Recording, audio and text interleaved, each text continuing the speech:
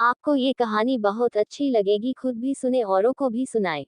सास की मिसाइल। यह मीटिंग सोसाइटी के क्लब हाउस में हो रही थी। मीटिंग सिर्फ बहुओं की थी। अब आप कहेंगे कि इसमें नया क्या है।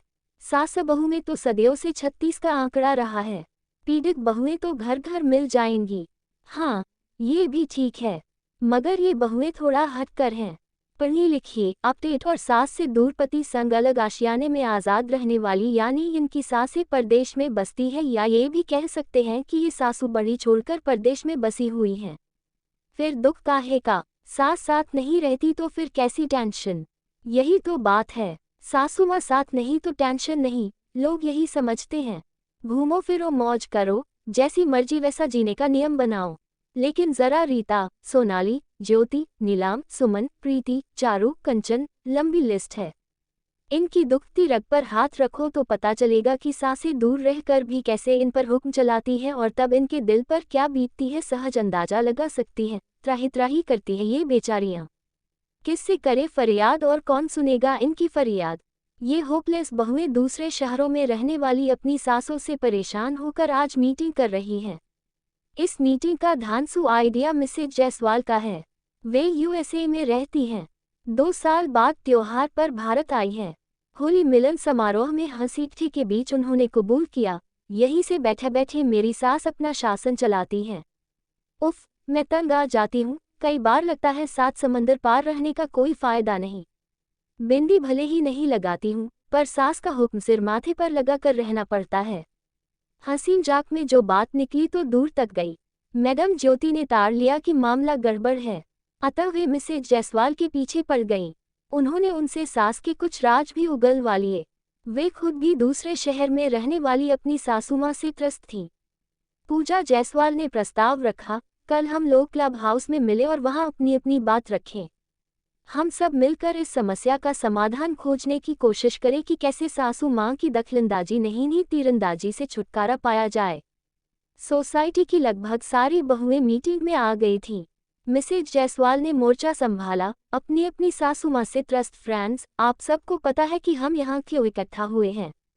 हमारे पास ज़्यादा समय नहीं है, इसलिए सब बिना किसी लागलपेट के अपनी अपनी परेशानी यहाँ रखें और फिर मिलजुल कर समाधान ढूंढने का प्रयास करें। आप लोग जानती ही हैं कि मैं 7 समंदर पार रहती हूँ। पता है सासूमां की जिद की वजह से मुझे इस होली पर यहाँ आना पड़ा। वैसे यहाँ आकर घर परिवार के लोगों से मिलना जुलना मुझे भी अच्छा लगता है, लेकिन फ्रेंड्स इस बार मैं यहाँ इसलिए नहीं आना चाहती थी क्योंकि मेरी तबीयत ठीक नहीं चल रही थी। डॉक्टर ने 2-3 महीनों तक लंबी यात्रा करने से मना किया था। सासू माँ ने अपने बेटे को ऑफिस में बार बार फोन कर परेशान कर दिया कि देखो तनु सिर्फ बहाने बना रही है और कुछ नहीं। वह यहाँ आना ही नहीं चाहती। एक बार नहीं आएगी तो फिर हर बार नए बहाने बनाएगी। बेटे को जाने क्या पाठ पढ़ाया कि उन्होंने टिकट लेकर सीधे मुझे फरमान सुना दिया कि तुम्हें होली माँ के साथ ही मनानी है। इतना ही नहीं, सासू माँ रोज वीडियो कॉल करके कोई ना कोई हिदायत देती रहती है। कभी सुबह सुबह कहती हैं कि आज बृहस्पतिवार है, याद दिला रही हूँ, तुम्हें तो कुछ याद रहता नहीं रहता, आज कपड़े मत धोना। और हाँ, सत्तू के पराठे मत बना लेना, तुम दोनों को बहुत पसंद है, जब तक बना लेती हो। वीडियो चेक में वे लंच बॉक्स तक देखती है कि उसमें सत्तू के पराठे तो नहीं हैं। मैं कितनी परेशान हूँ बता नहीं सकती। ऐसी ऐसी उजलूल बातें करती हैं कि झेलना मुश्किल हो जाता है। बेड़ा गर्क हो नेटवर्क कंपनियों का, जिन्होंने हमारी सासों के हाथों में फ्री नेटवर्क रूपी मजबूत मिसाइल थमा दी है। क्या बताऊं, यहाँ आने के 2 दिन पहले की बात है। हम लोग डिनर कर रहे थे। बड़े प्यार से इन्होंने खीरा, टमाटर और गाजर का सलाद काटा था। हम लोगों को यह सलाद बहुत पसंद है। सासू माँ की नज़र उस प्लेट पर पड़ गई। फिर क्या था, उन्होंने उसी समय उसे वहां से यह कहकर हटवा दिया कि रात में ये ठंडी चीजें क्यों खा रहे हो तुम लोग। याद नहीं देव को पिछले साल डॉक्टर ने रात में सलाद खाने से मना किया था। फिर से सर्दी वर्दी हो गई तो, और तब तक वीडियो चैट करती रही जब तक कि हमारा डिनर खत्म नहीं हो गया। उफ, सबके मुंह से एक साथ निकला। ये सब की आह थी। मिसेज जायसवाल ने तो सबकी दुखती रग पर हाथ रख दिया था। विनीता ने भी अपनी बात रखी। मेरी सासू माँ गाँव में रहती हैं, लेकिन उनका हर बार का फरमान रहता है कि हर पर्व त्योहार वहीं आकर उनके साथ मनाएं। शादी के 12 साल बीत गए हैं। ये सिलसिला जारी है। वहाँ जाकर त्योहार क्या मनाना, सारा दिन किचन में ही बीत जाता है। अब बेटियां भी बड़ी हो रही हैं, वे वहाँ नहीं जाना चाहती। वहाँ हम लोग न तो अपनी पसंद का खा सकते हैं, न ही पहन सकते हैं और न ही मौज मस्ती कर सकते हैं। मैं किसी फेस्टिवल पर अपने हिसाब से घर सजाने के लिए तरस गई हूँ। पति से कुछ कहती हूँ तो कहते कि निभाना तो पड़ेगा ही। अब जब त्योहार आने वाला होता है तो मन बुझ जाता है। ऑफिस में ज़्यादा काम होने की वजह से इस बार होली में इन्हें सिर्फ 2 दिन की छुट्टी मिलने वाली थी। मैं और मेरी बेटियां खुश थीं कि इस बार हम अपने मन मुताबिक होली मनाएंगे। लेकिन आप लोगों ने देखा है न कि सासू माँ होली से सप्ताह भर पहले खुद आ गईं और मोर्चा संभाल लिया। एक बार फिर सबकी आह फिजा में फैल गई। अब रीता ने बड़े दुखी स्वर में राग छेड़ा। 2-3 महीने पहले की बात है। मेरी ससुराल में दूर के रिश्ते की चाची का निधन हो गया। हमारी शादी को 14 साल हो गए हैं। मैंने एक बार भी उन्हें नहीं देखा, यहाँ तक कि वे किसी शादी ब्याह में भी नहीं आती थीं।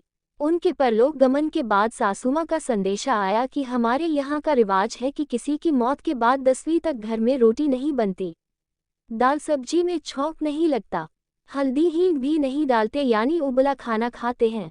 मैंने पति से कहा कि हम ये सारी रस्में कैसे निभा पाएंगे। फिर बच्चों को स्कूल के लिए लंच ले जाना होता है, वे क्या ले जाएंगे, क्या खाएंगे। लेकिन न सास माई न पति।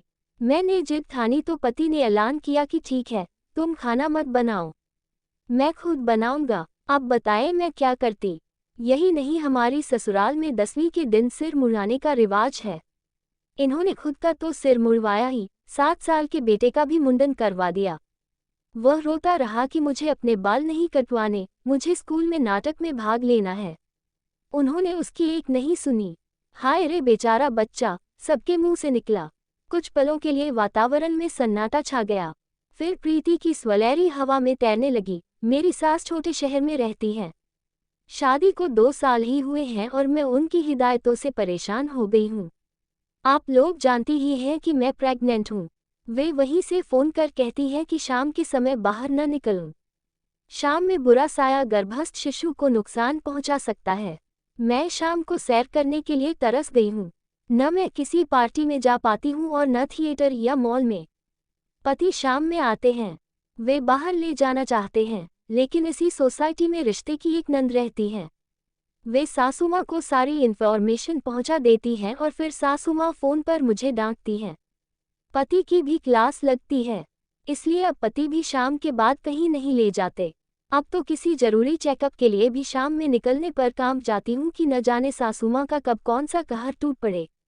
उफ, एक तो प्रेग्नेंट, उस पर सारा दिन घर में अकेली और शाम को दूर बैठी सास मिसाइल दागना शुरू कर देती हैं।